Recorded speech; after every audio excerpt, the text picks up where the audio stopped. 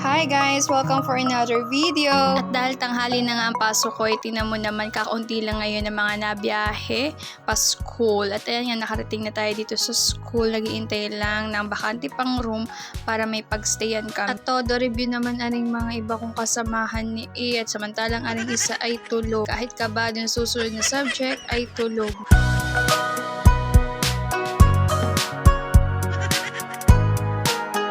Dahil malapit-lapit na mag-time ay nandito na kami, malapit sa aming room, nag-aabang na lang matapos yung naunang klase. At ayan nga guys, nandito na kami sa room. Iba talagang pakiramdam kapag may aircon yung room. Sobrang init kasi ngayon talaga. Kaya kahit sa paglalakad, ay naku, may dala akong pamaypay sa sobrang init. Nga pala, shoutout nga pala sa iyo, Angel Yangaw.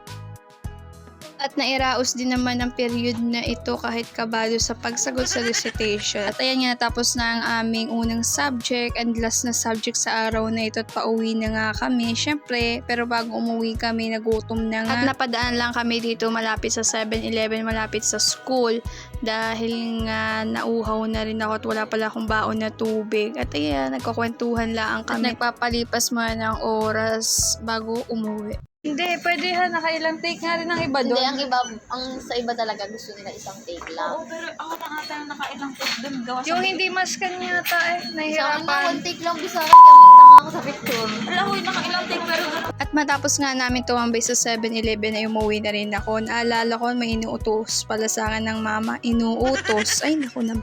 At dahil nga gabi na, buti na abutan kung bukas pa ito at nakabili pa ako. At ayan nga, nakuha ko ng aking pinamili at pauwi na rin ako. Buti talaga naabutan ko pa to, kung hindi wala akong mabili. At ayun lang naman guys, pauwi na rin ako matapos nito.